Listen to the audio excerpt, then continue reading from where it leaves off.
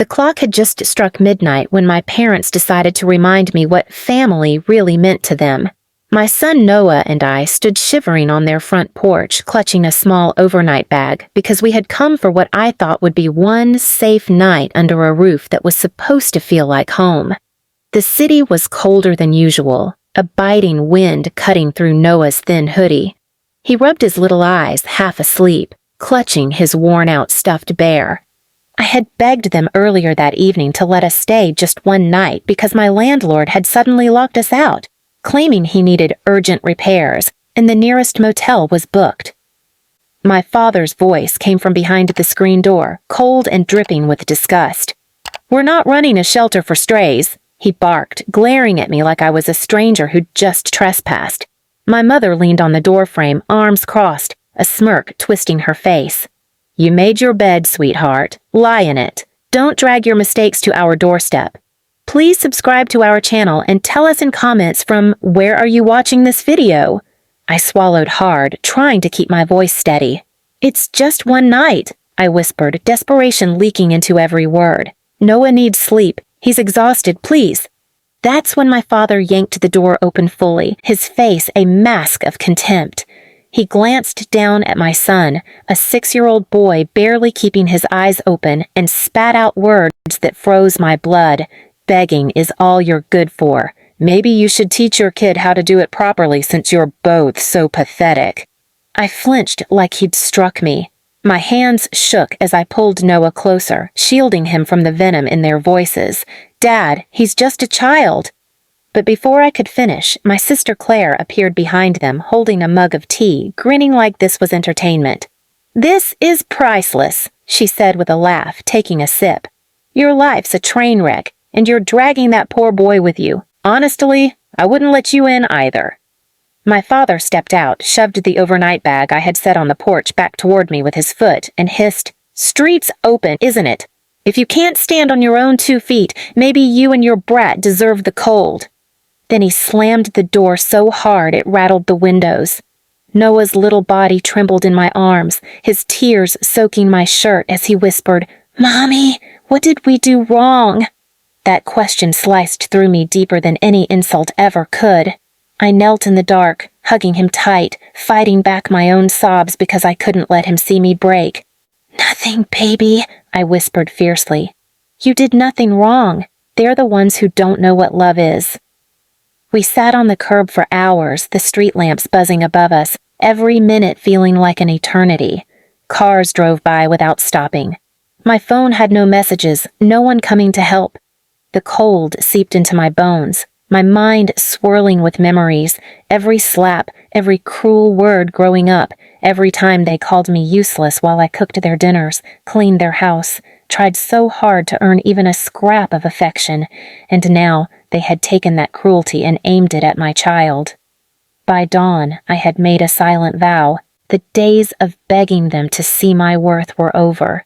They had stripped me of dignity my whole life, laughed at my pain, and thrown my son onto the street like he was trash. One day soon, I would take everything they clung to, the comfort of their warm house, the false power they held over me, the smug looks they shared when they thought they'd won, and I would make them crawl for a roof over their heads, just like they forced my child to do. As I watched the first rays of sun stretch across the empty road, I kissed Noah's forehead, tears drying on my cheeks.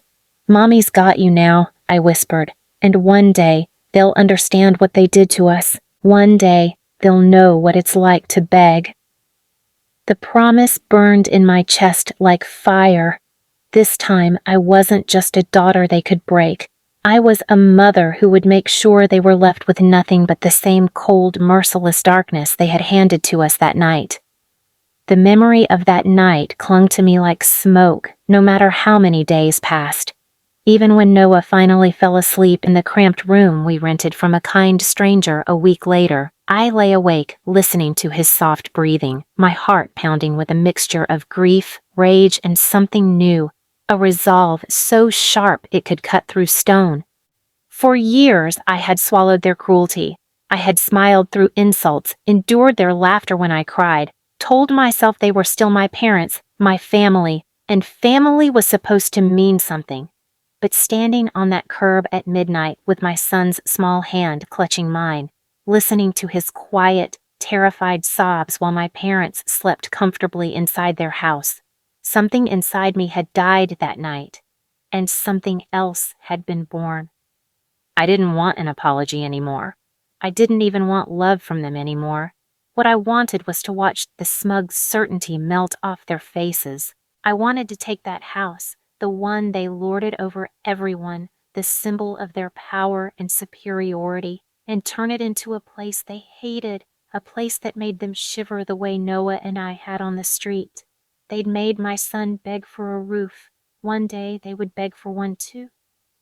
The first step was silence. I cut off every line of contact. Not a single call answered, not a single text replied to. They tried to control me with guilt their whole lives, and I knew that silence would feel like a crack forming in their foundation. At first, I imagined them gloating, telling people how they had taught me a lesson. But time is a funny thing. It turns smugness into doubt when the target doesn't come crawling back. While they sat smug in their house, I started digging into everything that made their life comfortable.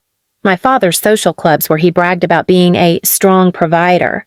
My mother's reputation as the backbone of the family, loved by her church group and neighbors. I didn't scream or gossip. I simply found quiet ways to pull at the threads they'd spent decades weaving. I made sure their neighbors overheard the truth about how they threw their daughter and grandson onto the street at midnight. I didn't have to embellish anything.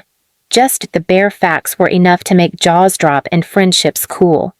The whispers started spreading. What kind of grandparents would do that to a 6-year-old? But I knew my parents. Reputation wasn't enough for them. They had always fed off control. Control over me, over Claire, over every holiday dinner and family memory. They believed the house they owned was their fortress, their throne.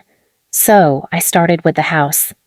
I learned every vulnerability about it, how the bills were barely being paid since my father's business had started slowing down, how my mother had maxed out credit cards to keep up appearances, how they had refinanced just months before that night. Quietly, I found every piece of leverage I needed, not to buy it, not to sell it, but to make it unstable. It wasn't about throwing them out immediately. That would be too merciful.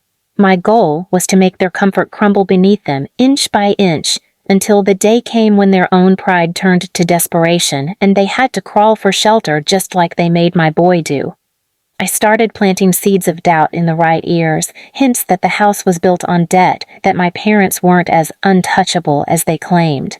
Rumors reached the banks they owed, pressure started building, cracks forming where they thought they were strongest. And every night I lay beside Noah, kissing his forehead, promising him softly, "One day, baby, they'll understand what it feels like to be left in the dark. They'll stand in the cold just like we did, and no one will open the door for them either." My revenge wouldn't be quick. It wouldn't be loud. It would be slow, deliberate, and unforgettable. And when it came, they would know what it meant to beg. Not for love, but for a roof, for warmth, for mercy. Exactly like they made us. Months passed, but the promise I'd made that night on the cold curb never faded. Every time I tucked Noah in, every time his small voice asked, "Mommy, why didn't Grandma love us?" the fire in my chest burned hotter. My parents had spent their whole lives teaching me that love was conditional, that safety had to be begged for, that I was only worth whatever crumbs they decided to throw my way. That night, they extended that lesson to my son, and they thought they could just go on sipping wine in their warm house, laughing with my sister, acting like nothing happened. No, not this time. By now, the seeds I'd planted were roots curling under their foundation. Their circle of friends was thinning. People who once praised my parents now looked away, disgusted by the truth that they could no longer hide. The whispers of what they'd done followed them everywhere. Church, grocery stores, their precious neighborhood barbecues. They hated it, but it was just the start. I had learned every weakness in their lives. My father had refinanced the house to help Claire with her debts years ago. He'd told everyone it was a smart investment, but really, they were one bad month away from losing everything. My mother's credit was tied to bills stacked so high it was a wonder they hadn't already drowned in them. They had built their kingdom on borrowed bricks. I began making the cracks wider. Quietly, deliberately, I let certain truths find their way to their lenders. Not lies, truths. Records of missed payments, proof of extravagant spending when they were supposed to be struggling. Their house, the house they weaponized against me, the one they refused to let my son sleep in for even a night, was suddenly a liability. The pressure came fast, calls from the bank, letters piling up, deadlines they couldn't meet. Weeks later, I parked across the street late one evening, Noah asleep in the back seat, and watched my father pacing the porch, phone to his ear, his once booming voice cracked and desperate. My mother sat on the steps, crying into her hands. Claire wasn't there. Of course she wasn't. When the money dried up, so did her loyalty. But it still wasn't enough. They needed to feel it. Not just the fear of losing their comfort, but the cold, gnawing reality of being out in the world with no one willing to take them in. They needed to taste the same humiliation they'd forced on my little boy. So, when the eviction notice finally came, I made sure it stuck. Their last attempt to crawl out of the hole failed because every single friend they'd once bragged about had turned their backs. The people they mocked me for not being good enough for now wanted nothing to do with them.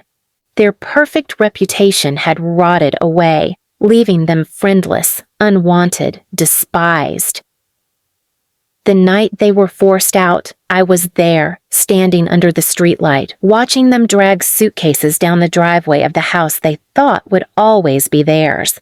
My father spotted me first. The man who once told me begging is all you're good for now had that same desperation in his eyes. My mother, shivering in the cold, looked smaller than I'd ever seen her. They approached slowly, pride clinging to them like a dying breath. We just need a place to stay," my mother whispered, her voice brittle. My father couldn't meet my eyes.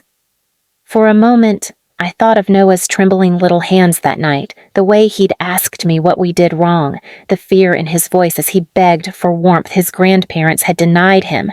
The memory hit me like a punch.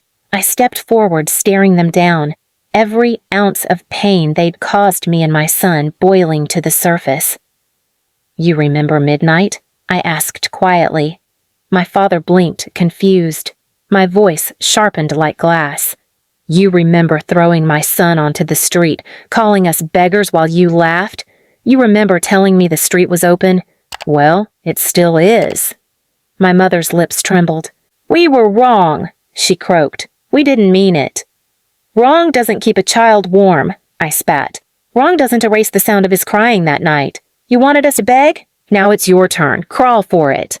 They stared at me, stunned, shame washing over their faces. My father opened his mouth, but no words came out. I took Noah's small hand, he had woken and was watching quietly from the car, and turned my back on them.